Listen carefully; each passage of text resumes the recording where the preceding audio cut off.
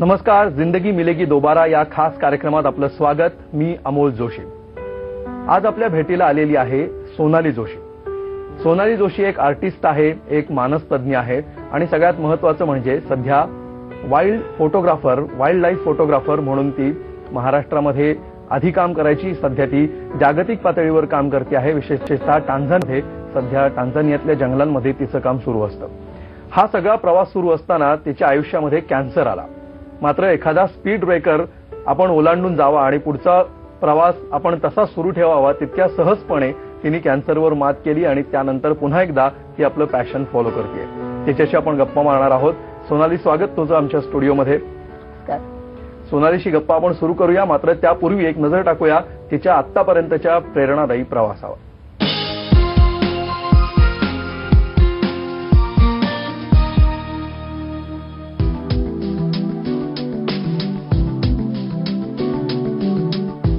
आकर्षित करणारं सौंदर्य, तडफदार व्यक्तिमत्व, हसतमुख चेहरा, कल्पक मन आणि कामात एकदम चुणचुणीत, हे सारं काही एकाच व्यक्तिमत्वामध्ये दिसून येतं ते सोनाली जोशीमध्ये.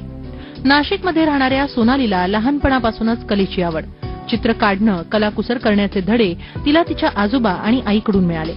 शाळेत कायम हुशार असणाऱ्या सोनालीनं अनेक पुरस्कारही पटकावले. पुढे जाऊन आर्ट टीचरचा पेशा पत्करत मुलांच्या विश्वात रमायला तिनं सुरुवात केली.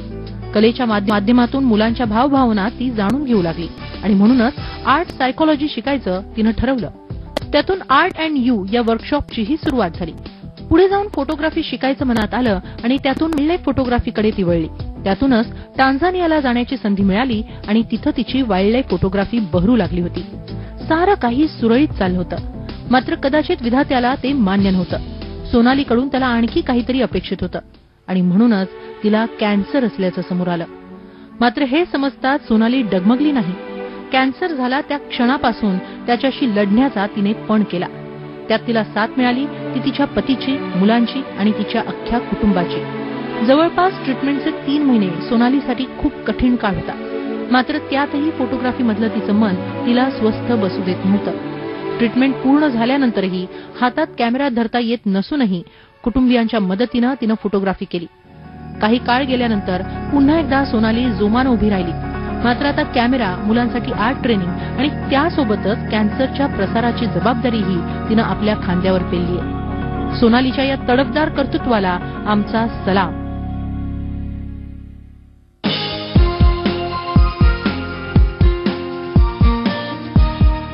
तर हा होता सोनालीचा आतापर्यंतचा प्रवास. सोनाली, प्रत्येकाची गोष्ट जसं आम्ही म्हणतो की वेगवेगळ्या टप्प्यावरून सुरू होते, तसा कॅन्सर हा तुझ्या आयुष्यात खूप नंतर आलेला टप्पा आहे.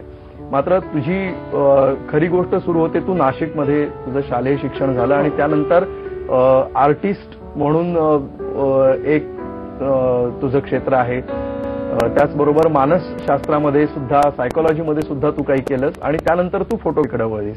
तर हा जो एका कलेतून दुसऱ्या कलेमध्ये ट्रान्झिशन ज्याला आपण म्हणू, हा प्रवास नेमका कसा होता? माझं शालेय शिक्षण सगळं नाशिकचंच आहे, पण माझ्या वडिलांची ट्रान्सफर दर 2 वर्षांनी व्हायची, कारण ते स्टेट बँकेमध्ये होते आणि त्याच्यामुळे दरवेळेला 2 वर्षांनी नवीन भाग बघायचा, नवीन लोकांशी कनेक्ट व्हायचं. तर हा प्रवास खरं बघितलं तर माझा तिथपासूनच सुरू झाला, कारण प्रत्येक वेळेला नवीन एन्व्हायरमेंट समोर येतं आहे आणि तिथलं सगळ्या लोकांकडे पाहताना किंवा त्यांच्याशी कनेक्ट होताना त्यांच्या काय खूबी आहेत, काय लकबी आहेत, हे करता करता आर्ट फील्डकडे ऑटोमॅटिकली मी वळले गेले. पहिल्यांदा मी सुरुवात केली ती ऍज अ आर्ट टीचर म्हणून सुरुवात केली आणि मुलांमध्ये तिथे रमताना किंवा त्यांना शिकवताना, ड्रॉइंग शिकवताना, कलेचं ज्ञान त्यांना देताना लक्षात आलं की त्यांच्या बारीक बारीक गोष्टी ज्या आहेत, त्यांचे प्रॉब्लेम आहेत, तर ते ह्या गोष्टीमधनं, ड्रॉइंगमधनं खूप सारे बाहेर येत आहेत. म्हणजे एक प्रकारचं त्यांना जे त्यांच्या भावना आहेत की बऱ्याच वेळेला ते व्यक्त करू शकत नाहीत, पण त्या ड्रॉइंगच्या माध्यमातून बाहेर येत आहेत. त्यामुळे मग माझा सायकोलॉजीचा प्रवास तिथून सुरू झाला की चाइल्ड सायकोलॉजी आणि ड्रॉइंग, मग ह्याची सांगड कशी घालता येईल किंवा एक ड्रॉइंगला थेरपी म्हणून कसं पाहता येईल. मग ह्या दृष्टीने मग एका क्षेत्रामधनं सायकोलॉजीमध्ये आले. हे सगळं करत असताना असं वाटायचं की नाही, ह्या छोट्या छोट्या भावमुद्रा आहेत, ह्या टिपल्या गेल्या पाहिजे किंवा जे आपण एक कनेक्ट होतो आहे, ज्या ठिकाणी जातो आहे, तर ते कुठेतरी माझ्याकडेही त्या सगळे क्षण राहिले पाहिजेत. जे मी नेचरमध्ये जातीये, मुलांमध्ये जातीये, तर हे माझ्याकडेही राहिलं पाहिजे. आणि ह्याच्यातनं मग थोडंसं मी कॅमेराकडे वळले की ह्याला प्रभावी माध्यम काय आहे, तर ह्याला प्रभावी माध्यम मग कॅमेरा आहे. मग आपल्याला कॅमेराचं ज्ञान पाहिजे, कारण ह्या सगळ्या गोष्टी मला त्याच्या थ्रू लोकांपर्यंत पोहोचवणं पण सोपं जात आहे आणि ते माझ्याकडे ठेवणं पण सोपं जात आहे. त्यामुळे सायकोलॉजीमधनं कॅमेरामध्ये हे अशा पद्धतीने माझी एका क्षेत्रातून दुसऱ्या क्षेत्रात वाटचाल होत गेली. त्यानंतर एक सगळ्यात महत्वाचा घटक आला तो म्हणजे प्राणी. तर हे प्राणी कसे आले तुझ्या आयुष्यात? ज्या वेळेला मी कॅमेराचं शास्त्रशुद्ध शिक्षण किरण तांबट सर यांच्याकडनं नाशिकमध्ये घेत होते, त्यावेळेला कॅमेरामधल्या म्हणजे जे वेगवेगळे फील्ड्स आहेत त्याच्याशी तोंड ओळख होत होती.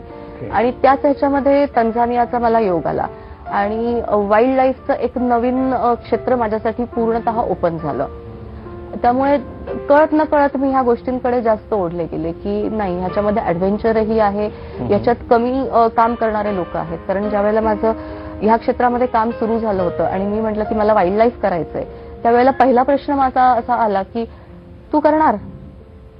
कारण वाईल्ड लाईफ मध्ये तसं बघितलं तर काम करणारे मेल जास्त आहे. इतकाला तास फील्डवर राहायचं, एका शॉटसाठी इतका वेळ पेशन्स ठेवायचे, तर ह्या सगळ्या तू गोष्टी मॅनेज करू शकशील का? आणि तिथंच कुठेतरी एक खटकी पडली की नाही, हे काहीतरी वेगळं आहे आणि मला हेच करायचं.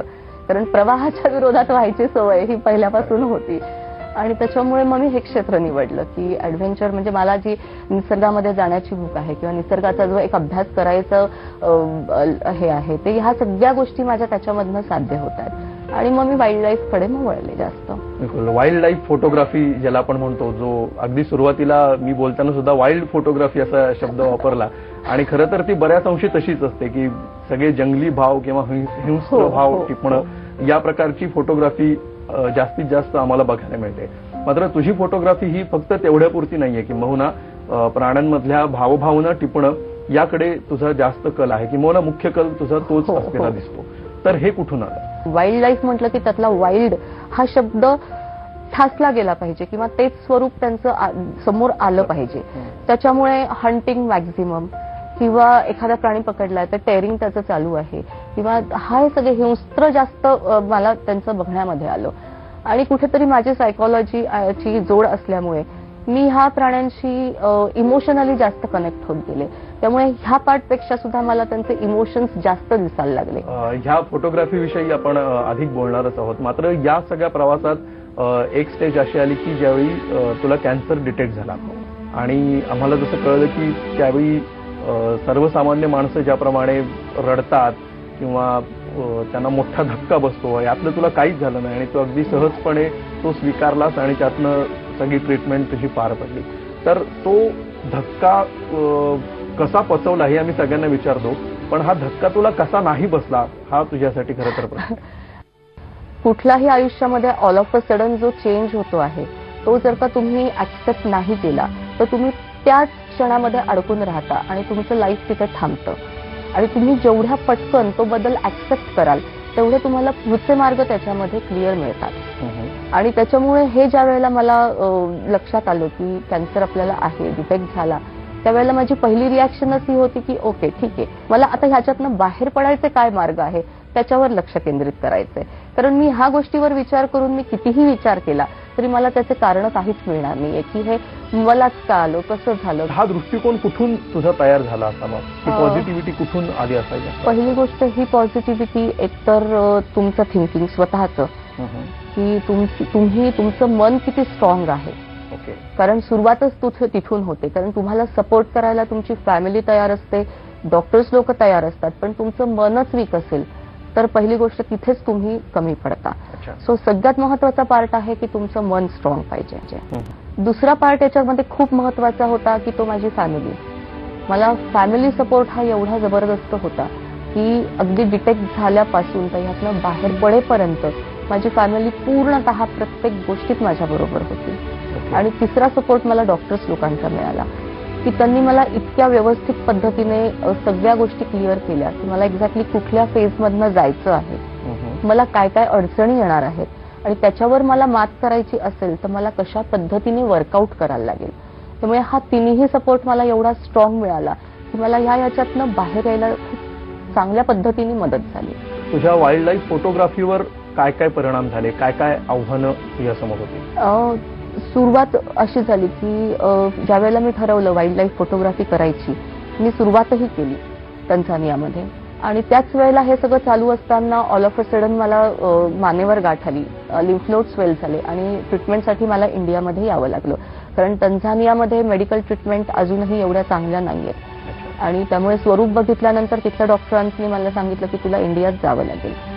इथे आल्यानंतर डिटेक्ट झालं, कुठेतरी मनामध्ये ही भीती होती की जे मी सुरुवात केली आहे ते कुठेतरी थांबतं का, कारण ट्रीटमेंट पिरियड किती आहे माहिती नाहीये, काय प्रॉब्लेम होणार आहेत माहिती नाहीये. त्यामुळे कुठेतरी एक मन थोडंसं नाराज होतं की जी मी सुरुवात केलेली आहे ती कुठेतरी फटकन थांबलेली आहे. ओके. आणि त्याच्यामुळे एक तो 3 महिन्याचा काळ थोडासा मला ऍडजस्ट करावा लागला की ट्रीटमेंटचा जो पिरियड आहे.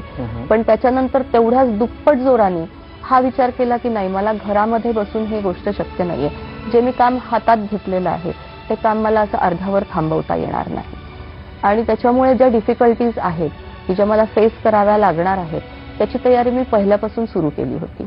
ओके. की सलायव्हरी ग्लँड्स माझ्या काढल्या, सलायव्हरी ग्लँड्स काढल्यावर ड्राय माउथ, सलायव्हा टोटली नाहीये, मग मला कंटिन्युअस पाणी प्यावं लागणार आहे. मग मला कॅमेराची जशी मी तयारी करते आहे की मला जर का फील्डवर जायचं असेल तर मला माझ्या कुठल्या लेन्सेस घ्यायच्या आहेत, मला काय घ्यायचं आहे, बरोबर इक्विपमेंट्स काय घ्यायचे आहेत, त्याचबरोबर मला तेवढा वॉटर सप्लाय माझ्या बरोबर पाहिजे, म्हणजे जे काही मेडिसिन आहेत ते माझ्या बरोबर पाहिजे. तर ही तयारी कुठेतरी ज्या वेळेला मी घरी बसलेले होते ड्युरिंग ट्रीटमेंट त्यावेळेला हा विचार तेव्हापासूनच सुरू झाला होता की आता माझी पुढची फेज काय आहे आणि मला त्याच्यामध्ये कशा पद्धतीने मूव्ह व्हायचं आहे. बिलकुल. आणि त्यानंतर किती काळाने तुझी फोटोग्राफी सुरू केली, घरातून बाहेर पडली? लगेच. म्हणजे मी पहिला प्रश्न ज्या वेळेला माझी ट्रीटमेंट संपली त्यावेळेला पहिला प्रश्न मी डॉक्टरांना विचारला होता की डॉक्टर मला तुम्हाला एक प्रश्न विचारायचा आहे. डॉक्टर, मी वाईल्ड लाईफसाठी मी जंगलात परत कधी जाऊ शकते? तर त्यांनी मला सांगितलं तू तुझी जर का प्रॉपर काळजी घेणार असलीस तर तू म्हणशील तेव्हा तू जाऊ शकते. आणि त्या कामाला माझ्या फॅमिलीने मला सपोर्ट खूप दिला. कारण ट्रीटमेंट झाल्या झाल्या माझी परिस्थिती अशी होती की एक तर 3 महिने पूर्णतः मी लिक्विडवर होते, ड्युरिंग ट्रीटमेंटही मी लिक्विडवर होते. त्याच्यानंतर 3 महिने मला काहीही सॉलिड सेमी सॉलिड खाता येत नव्हतं, त्यामुळे तोही लिक्विडवर. मी एवढे लिक्विड कॅरी करून वाईल्ड लाईफ करायचं तिथे मी एकटी करू शकत नव्हते. ग्रुप होते करणारे पण ग्रुप बरोबर जाणं शक्य नव्हतं, कारण वेट उचलणं शक्य नव्हतं. म्हणजे अशी परिस्थिती होती की मला कॅमेरा होल्ड सुद्धा करता यायचा नाही, इतकी माझ्या हातांची थरथर व्हायची. आणि लेन्सच माझी जवळजवळ 1.5 किलोची लेन्स आहे, त्यामुळे एवढं उचलून काम करायचं मग हे कसं शक्य आहे. मग त्यावेळेला माझ्या फॅमिलीने मला खूप सपोर्ट दिला की ठीक आहे तुला जायचं आहे, आम्ही तुला अडवणार नाही. माझ्या फॅमिलीतल्या प्रत्येक माणसाने कॅमेरा घेतला आणि आम्ही सगळेच जण शूटला जायचो. कॅमेरा हा काय आहे तुझ्यासाठी? सर्वस्व, सगळ्याच दृष्टीने सर्वस्व आहे. असं म्हणता येईल की कॅमेरा म्हणजे फोटो ही एक असा प्रकार आहे की जो तुम्ही कुठल्याही देशामध्ये कुठेही न्या, लँग्वेज बॅरियर नाही. सेकंडली ह्या फेजमधनं मला बाहेर काढायला माझा कॅमेराच मला खूप महत्वाचा ठरला. कारण किमोचे साईड इफेक्ट असे आहे की तुम्हाला निगेटिव्हिटी ही 100% येणार, ती तुम्ही टाळूच शकत नाही. मग ह्याच्यामध्ये ही कला मला सगळ्यात जास्त महत्वाची ठरली की कॅमेरा नाही घेता येते, ठीक आहे मोबाईल घ्या. मी मोबाईलवरती फोटोग्राफी सुरू केली. या गप्पा आपण अशा सुरू ठेवणार आहोत. एका ब्रेकची वेळ झाली आहे, ब्रेक नंतर आपण भेटूया. पाहत रहा जिंदगी मिलेगी दोबारा.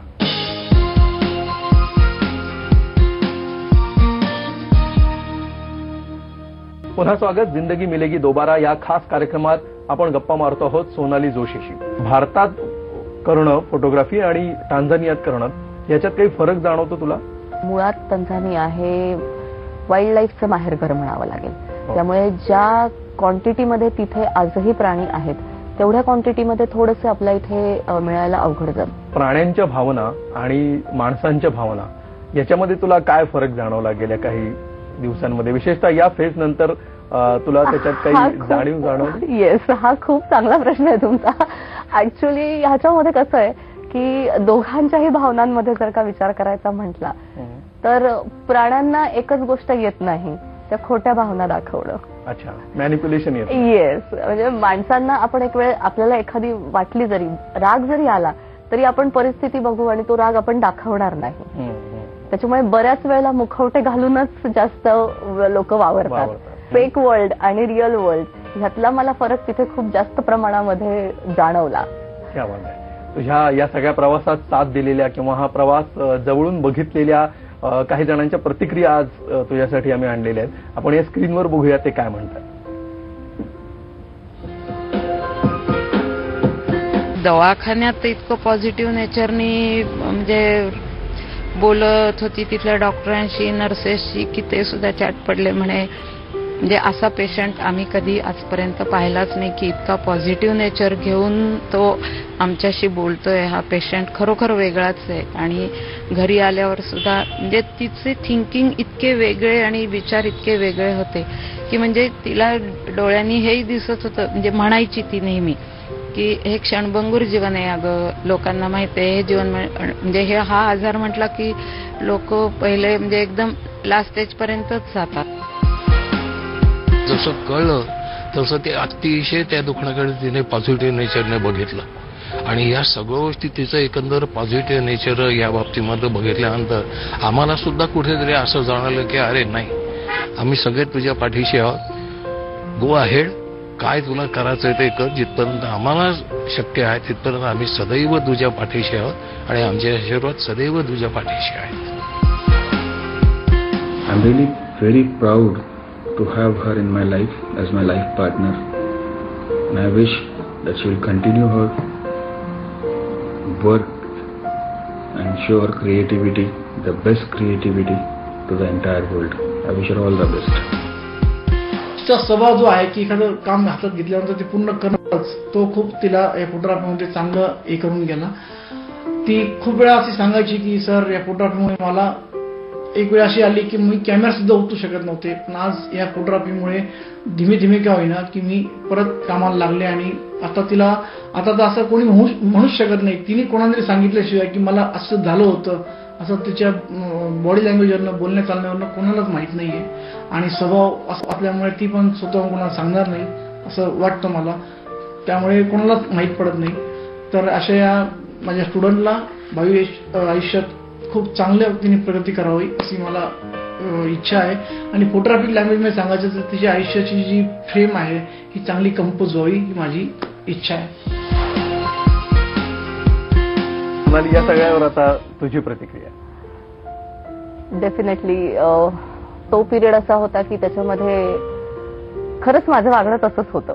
म्हणजे मी ऑपरेशन थिएटरवर ज्या वेळेला मला डॉक्टरांनी घेतलं आणि कुठल्या पार्टचं ऑपरेशन करायचं आहे तर त्यांचे आधी ते फोटोग्राफ्स घेत होते. आणि त्यावेळेला सुद्धा मी तिथे त्यांना सांगत होते की डॉक्टर फोटोग्राफरचे फोटो घेताय, अँगल सेट करा आधी तिथे. तर अशा पद्धतीने म्हणजे तिथेही माझं वागणं असंच होतं की त्यांनाही कधी असं वाटलं नाही की आम्ही कोणी कुठला पेशंट ट्रीट करतोय. आणि त्याच्यामागचं कारण हेच होतं की मी ह्या गोष्टीवर विश्वास ठेवते. जसे निसर्गामध्ये ऋतू येतात, उन्हाळा येतो, पावसाळा येतो, हिवाळा येतो. एखादं जर का आपण अगदी नेचर मधलंच उदाहरण घेतलं की एक झाड घेतलं, उन्हाळा आला तर त्याची पानं गळतातच, पण तो मुळं त्याची जमिनीमध्ये इतकी खोलवर असतात की तो इतका घट्ट जमिनीला धरून ठेवतो की बाहेरचं वातावरण काहीही बदलो, त्याच्यावर त्याचे परिणाम कितीही हो, मुळांनी त्याची जागा सोडलेली नसते. पावसाळा येतो, परत पालवी येते, झाड परत टवटवीत हिरवगार होतं.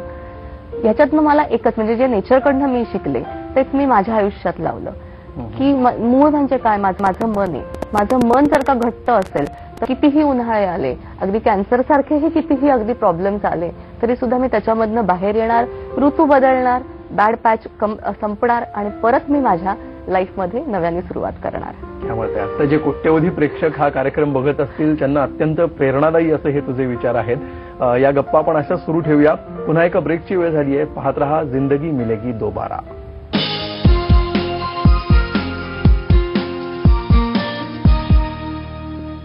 पुन्हा स्वागत जिंदगी मिलेगी दोबारा या खास कार्यक्रमात. आपण गप्पा मारत आहोत सोनाली जोशीशी. या कॅन्सरनी तुला काय दिलं किंवा काय शिकवलं असं तुला वाटतं? खरं तर जी पॉझिटिव्हिटी माझ्यामध्ये पहिल्यापासून होती ती माझ्यापुरती होती. म्हणजे मी माझ्या कामामध्ये तिचा वापर जास्त केला. माझं जे म्हणजे ज्ञानदानाचं काम होतं त्याच्यामध्ये मी ती खरं तर जास्त वापरली होती. पण हा सगळा फेज मध्ये मला जे लोक भेटत होते आणि ते प्रत्येक वेळेला मला हे सांगत होते की नाही तू काहीतरी वेगळं सांगते आहेस किंवा वेगळं काहीतरी आम्हाला तू दाखवते आहेस तुझ्या वागण्यातून, तुझ्या या सगळ्या ट्रीटमेंटच्या पिरियड मधून, तर तू हे जेवढं शेअर करशील तेवढं त्याचा फायदा लोकांना होणार आहे. आणि त्यातनं मला ही गोष्ट जाणवली की खरंच आहे, आज माझ्याजवळ जी पॉझिटिव्हिटी आहे ती नुसती मी माझ्यापर्यंत मर्यादित न ठेवता ती जर का माझ्या अवतीभवतीचे लोक आहेत त्यांना ज्याची गरज आहे त्या लोकांपर्यंत जर का मी ती पोहोचवली तर माझ्या दृष्टीने ते काम मला जास्त चांगलं करता येईल. आणि ती खरं माझी आजारातनं मला जर मिळालं ते हे मिळालं की नाही, जे आपल्याकडे आहे ते आपल्यापुरतं मर्यादित न ठेवता ते आता मला कुठेतरी समाजाला दिलं पाहिजे, त्यांना ते दाखवलं पाहिजे आणि त्यांना त्यांच्या प्रॉब्लेम्समधनं माझ्या पद्धतीने मला जेवढं बाहेर आणता येईल तेवढं मी त्यांना आणलं पाहिजे. तो प्रवास माझा तिथपासून खरं सुरू झाला. इथून पुढे एक मोठं आयुष्य तुझ्या समोर आहे आणि तुझी अनेक स्वप्न असतील, तर त्याविषयी आम्हाला सांग की आता इथून पुढे तुझी काय काय स्वप्न आहेत? सगळ्यात पहिल्यांदा तर मी हे सगळ्यात मोठं जे काम हातामध्ये घेतलेलं आहे की ही जी माझी पॉझिटिव्हिटी आहे तर ही लोकांपर्यंत पोहोचवायची. त्यामुळे मला जिथे जिथे असा मौका मिळेल की जसं डॉक्टर नगरकर सरांच्या कार्यक्रमाला मी उपस्थित होते, डॉक्टर भाटवडेकर सरांबरोबर मी चर्चासत्र केलं, तर अशा पद्धतीने मला जिथे जिथे ज्या ज्या कार्यक्रमांमध्ये पार्टिसिपेट करून लोकांपर्यंत पोहोचता येईल आणि ही फेज त्यांना सांगता येईल की हे नाहीये, this is not end of your life. तुम्ही सर्व्हाइव्ह तुम्हाला करायचं असेल तर तुम्हाला तुमच्या लाईफशी फाईट करावंच लागेल. तर हा कुठेतरी थॉट त्यांच्यापर्यंत पोहोचवायचा आहे. त्यामुळे अशा गोष्टींना मी जास्त प्राधान्य देणार आहे. सेकंडली, माझ्या फोटोग्राफी क्षेत्राबद्दल बोलायचं झालं तर जे माझं काम थांबलं होतं, मी वाईल्ड लाईफचं काम भरपूर केलं पण ते मला लोकांपर्यंत कुठेतरी पोहोचवता आलं नाही बिकॉज ऑफ माझ्या ह्या मधल्या फेजमुळे. तर लहान मुलांसाठी मला ते काम करायला जास्त आवडेल, त्यांना नेचरशी अटॅच करायचं. कारण कुठलाही कठीण प्रसंग तुमच्यावर आला, नॉट नेसेसरी तो एखादा आजारच असेल, पण कुठलाही अडचण असेल तर त्या अडचणीमध्ये तुम्हाला तुमची कला आणि नेचर हेच गोष्टी तुम्हाला बाहेर काढतात. त्यामुळे कुठेतरी परत ती तुटत चाललेली कनेक्टिव्हिटी जी आहे ती परत एक जोडायचा माझा प्रयत्न आहे. त्यामुळे ह्या लोकांसाठी मला जास्त आता काम करायचं आहे. पुढच्या पिढीसाठी जे मला आहे ते मला आता पुढच्या पिढीसाठी ठेवून जायचं आहे. क्या बात आहे. तुझी ही सगळी स्वप्न पूर्ण होत तुला उत्तम आरोग्य आणि दीर्घायुष्य लाभो आणि त्याचबरोबर जास्तीत जास्त नव्या पिढीला या क्षेत्राकडे वळवून आणण्याची आणि याचं अप्रिसिएशन करण्यासाठी जी ताकद लागते ती ताकद तुला मिळो, या तुला शुभेच्छा. Thank you very much. तू आमच्या कार्यक्रमात आलीस आणि ही सगळी पॉझिटिव्हिटी आज झी 24 तासच्या कोट्यवधी प्रेक्षकांपर्यंत तू पोहोचवलीस त्याबद्दल. त्याचबरोबर आम्हाला हेही माहिती आहे की तू कविता सुद्धा करतेस. त्यामुळे जाता जाता या कार्यक्रमाचा शेवट तुझ्याच एका कवितेने आपण करू. खूप छानशी पॉझिटिव्ह कविता मी आज तुमच्या समोर सादर करते. कभी थोड़ी है खुशी तो कभी तोड़े है गम, कभी ज्यादा है नमक तो कभी चीनी है कम, पल में कड़कती धूप तो कभी पल में बरसती बूंदे, पल पल में पल ये बदले और हर पल से हम है बंधे, जो मिल सके लिए जा, जो हो सके दिए जा, छोटी सी है जिंदगी बस खुल के तू जिए जा.